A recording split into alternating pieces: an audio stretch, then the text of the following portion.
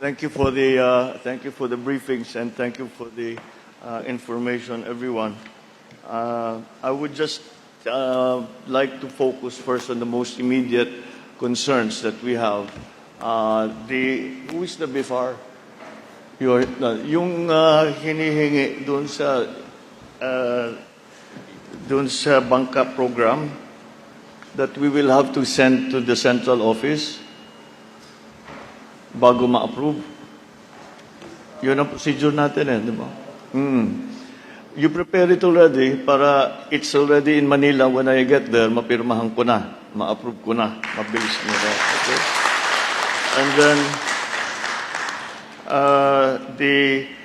yung in the city, malayo pa. We have only been able to service 3,000 plus of the 18,000 families that have been affected. So malayo pa ng kaunti. But you say that there is coming from DSWD another how many? 5 that will be able to service 5,000 families. So we're still a long way. Wala pa, we're still at what, 9,000 families na service.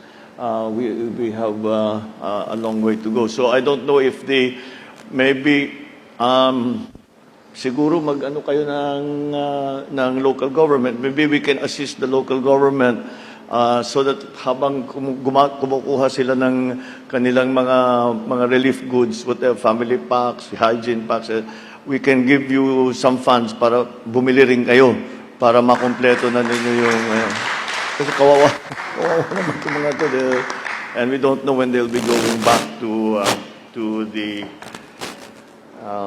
their house, to their homes. So that's for the city. Yung nakakapanghinayang yung fisheries, yan mas mahirap ayusin I think the damage to infrastructure, nakita natin sa ito. We saw this damages before. Puro sa mga spillway. Ano bang kailangan gawin dyan? What do we have to do? Are you giving a microphone? Ayan, he has a microphone.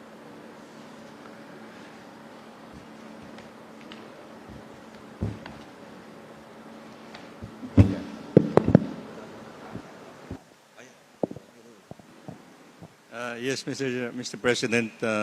Yung spillways po, I think we'll have to look into since we already have this experience on the level of the water that has been going through the pagka-rainy days, then we probably will have to raise it.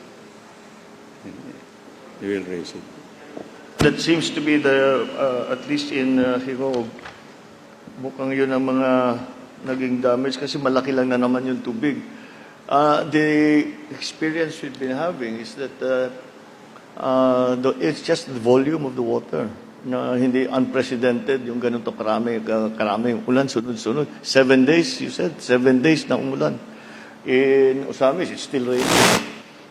So we have to be, yung sa infrastructure, I guess we'll have to wait until we're able. But nonetheless, yung sa roadways, wala nang sarado. They're all open. Sa roadways, Mr. President, as far as the national roads are concerned, okay naman po yun.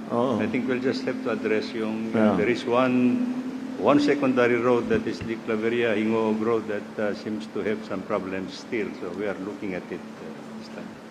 And it is possible, it is now possible. So you're doing the assessment already? Yes, Mr. President. Okay, very good. Itong school buildings, yan, pupunta doon. We also have to look after this. Marami-rami ito There are 63 classrooms that were flooded. This is also will go through public works. Yung repair of the schools. That will be under the DepEd, Mr. President. DepEd, Mr. President. DepEd. DepEd, yeah, but you will still be the implementing. It is actually the local government agent. Government unit. Para mas baka ito na. Oh, this one. Yeah. We can send it right away. Yeah, if the LGUs can take the load, we can send you the 3 million plus immediately. Kasi ito yung nakalista dito. So for the school buildings, I'm talking about the school buildings. For the repair. For the repair.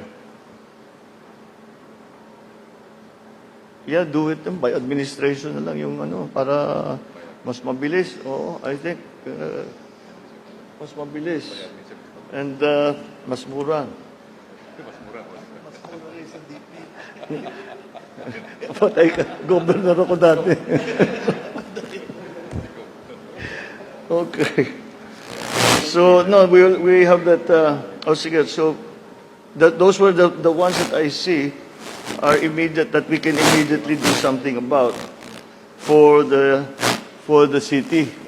Ano pang mga immediate needs ninyo? Yung first of all, the evacuees, we must make sure that they're attended to properly. And then kung ano yung yung school buildings, critical yun eh. We'll be needing to. So you come to an arrangement with the LGU. Yes, What maybe if you want to, kung kaya ninyo by administration lahat, go ahead. Kung hindi, patulong tayo sa public works. Rob. Yeah, Mr. President, about the immediate, personally, right after the flood, umikot kami with my team sa province. And yung repair to mga dike, the flood controls, kung hindi ma-address yan, like mayroong mga 50, 20 meters na nasira, pag hindi ma-address yan immediately, RD, mag-expand yan, no? So, kailangang ma-repair yun para, Yes, sir. Yes, Mr. President. Yun ang immediate. But we're having a study with the district office of District 1.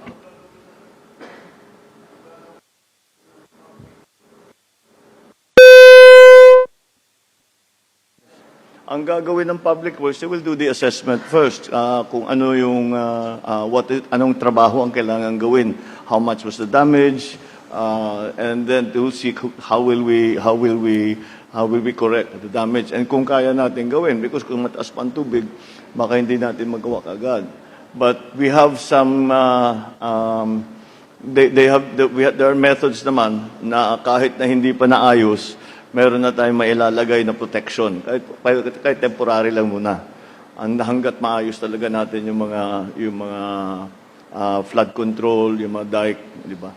All of that. So, but siyempre, we'll try to do it as quickly as possible. We'll try to do it as quickly as possible. Yun lang, rainy season pa rin hanggang ngayon eh. Kaya naiba talagang weather eh. Okay.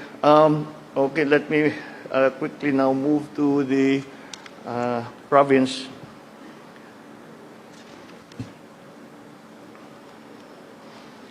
How many on the outside of Hinog, how many are still in evacuation centers? Do we know? Can we ask the... For now, Mr. President, nasa bahay na nila lahat. Nasa bahay na lahat. So, wala na nasa evacuation have, center. that's hindi na natin problema yan. Okay, so the infrastructures that also the provinces, etong mga damage, titignan din natin. Meron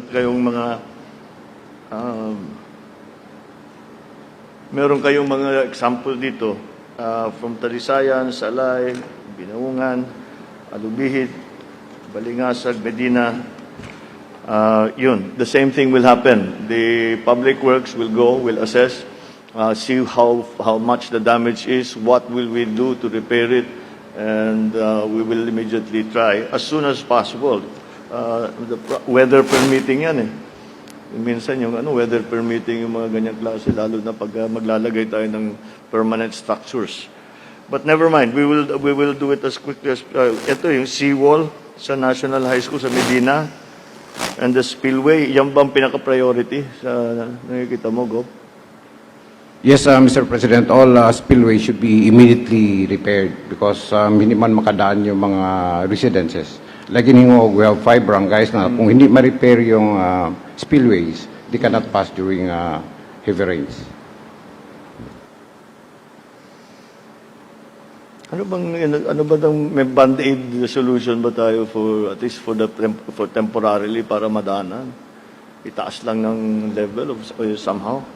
Mr. President, we are actually in the process of procuring yung, you recall, meron ho tayo kasi yung yung modular bridging materials before. That's what I was thinking of. And Oh. this is what we are trying to procure now, Mr. President. So Pero that we can- have it available to us already. Wala pa, sir. Wala pa. Magpapa. When are we going to get it?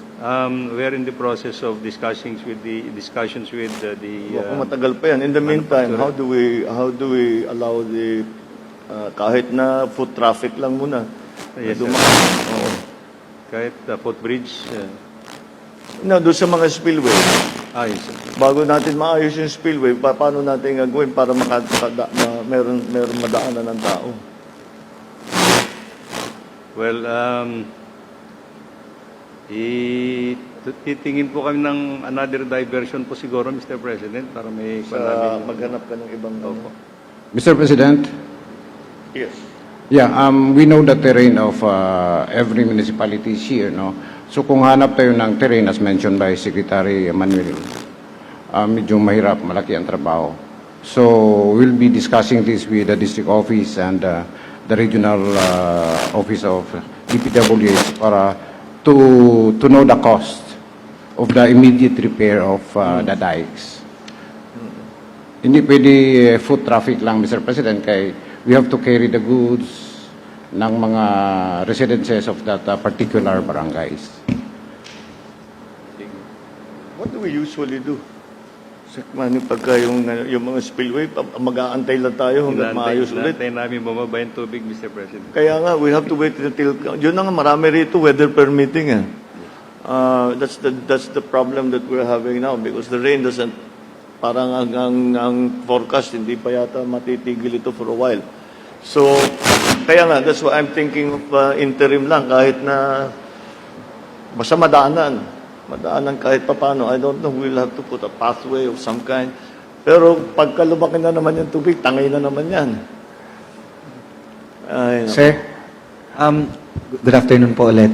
As of yesterday po, we had our briefing and during our damage assessment po, meron na pong assessment ang DPWH through our district engineer kung ano po yung dapat gagawin for the province of Misamis Oriental po. It was being presented po and subject to submission sa region and to be endorsed po sa central office din po through Secretary Bonoan po. well, once it gets to the Secretary's desk, I'm sure that we will prioritize this. Yes because po. it is a repair. Okay. And then sa Agri,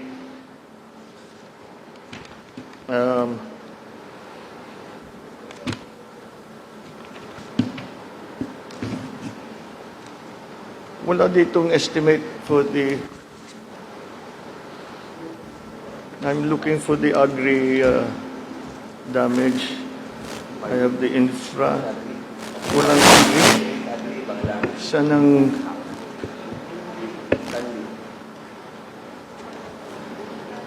until... ATP or M? ATM. ATM. Oh, there it is. Yan ba? Ayun. Okay. I saw it. No. This is for Hingog City po. I remember now. So that's for... Okay. Wala pa. ATM for the whole province.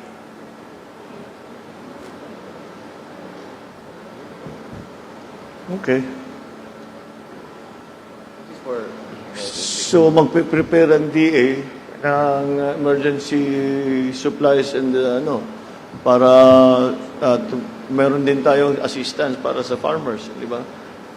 Can you explain to the leaders what the DA's response is pagka ganito? Pero iba-iba ito eh. Like the banana, we will have to treat it differently. Kung nakalubog na yan sa tubig, we will have to replant. Yung root crops, baka pwede pa. Yung rice, baka baka po pwede pa. We don't know. We'll have to assess again. What is the on-the-ground assessment so Yes, far? Mr. President. We have already received the damage report from the city agriculturists and the other municipal agriculturists. So we have available buffer seeds for the rice, for corn, for the high-value crops, especially vegetable seeds. And kanina may nakalagay doon na sure sure assistance. Ito yung sa ACPC na yung meaning ng sure, survival and recovery assistance during calamity. So, under that, pwede mag-loan ang affected farmer sa sure worth 10,000 per borrower without interest. Service charge lang. And then, 25,000 for the recovery assistance. That is an immediate assistance from the DA, Mr. President.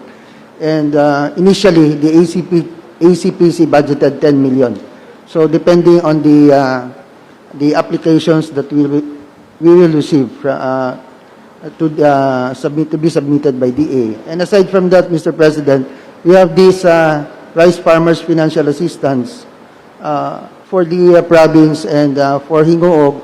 This will be distributed on February.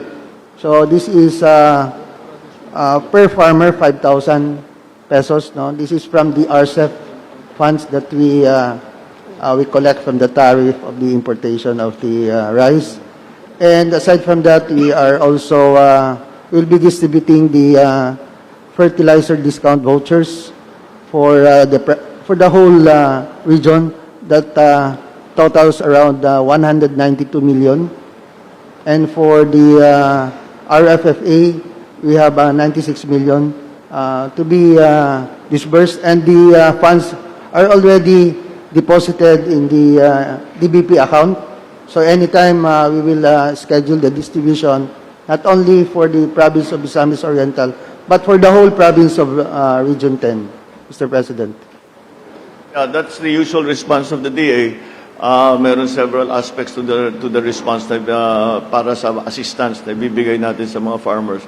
Some in cash, but some also in materials, planting materials. I think pwede natin siguro ma-recover lahat ito. Although some of the damage, I saw some of yung nakita ko yung ibang tanim talagang wala na, nakadapa na. Hindi na, baka we'll have to mag-replant ulit. Yung totally damaged, Mr. President, we'll provide buffer seeds or buffer stocks. But for may iba, Mr. President, that it will recover just in time. All right. So that will be the response of the DA immediately for the farmers.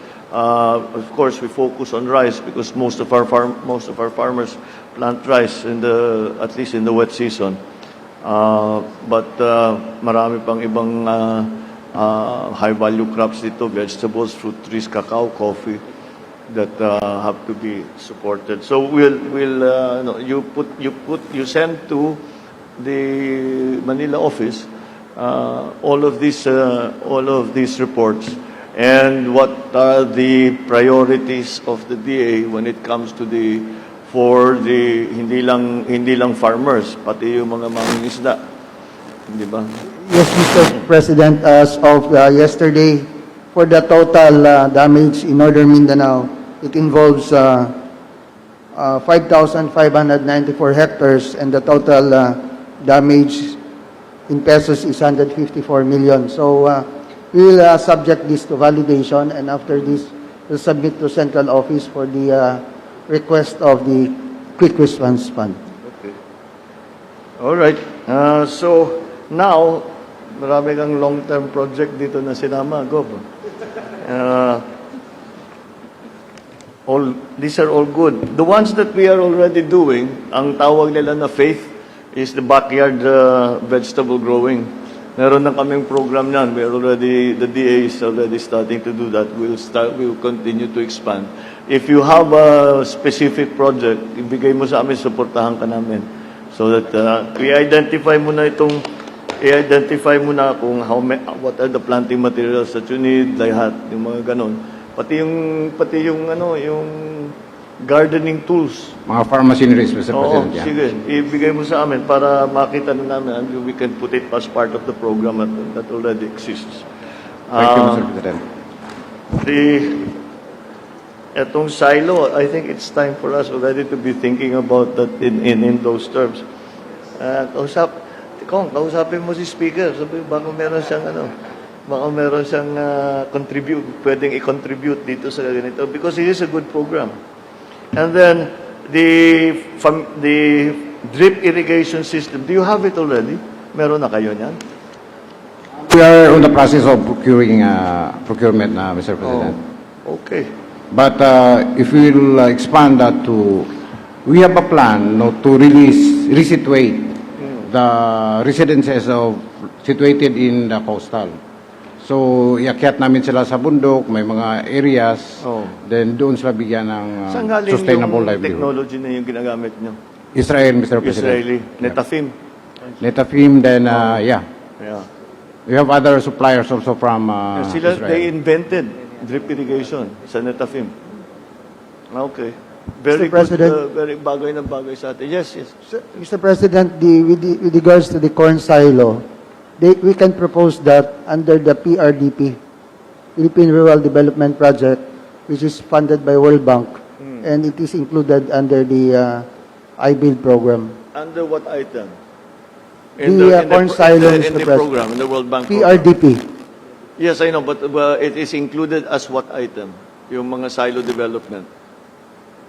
It can be under the I-Build program or I-RIP just, program. Yes, sir. okay, all right. So there's no specific item for that. We'll put it under one of the funding sources. Yes, Mr. ng World President. Bank.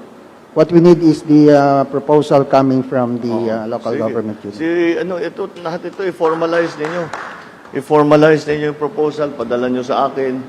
I'm still the secretary, so padala nyo rin sa akin. And we'll try to include it in all of the silos, we can include it in the World Bank program. The backyard vegetable growing, isama namin dun sa aming dun sa department na program also. And then itong drip irrigation dapat siguro expand pa ito, 1,000 square meters. It caters for the livelihood concern marginalized people living in hazard no build zones. Ano yung mga i-resettle? Yes, Mr. President, that is the plan. Yung mga totally damaged na mga bahay sa coastal, i-resituate. We have identified areas already like in Talisayan. Yeah. We have 10 hectares. And in Balinguan, we have 6.5 hectares. Oh. And we have 10 hectares in Magsaysay and so forth. No? So the plan would be, we'll resituate them. We'll provide them with drip irrigation, the planting materials and all. And most of all, Mr. President, we created a team for marketing of that, the product of that particular households. We will be planting based on the demand driven, created by the marketing team, Mr. President. Oh, sige. Again, formalize the program. I think maganda ito. Maganda ito small scale, especially for the research para may livelihood. Yes, we will, Mr. Good President. idea. Thank you. Sige, you give it to me as soon as you can para we can study it and see where we can find the funding for it. All right. Mr. President, if Yes, I may. yes, go. Yeah, this would be in line with DSOD, no? DSOD. So we'll convert like, for the 10 hectares of Magsaysay, for example, we'll convert the 2 hectares for residential and the 8 hectares for the backyard gardening. And we have an initial discussion with the DSOD already, and they are amenable to the idea.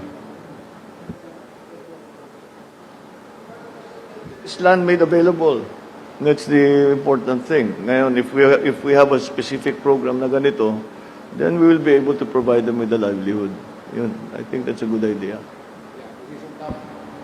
This is on top of your pamansang pabahay, no? That's right. Yeah. Yes, that will be Mr. included. President. That's all. That because yung di ba yung concept ngayon hindi na yung bahay lang, kung hindi complete community.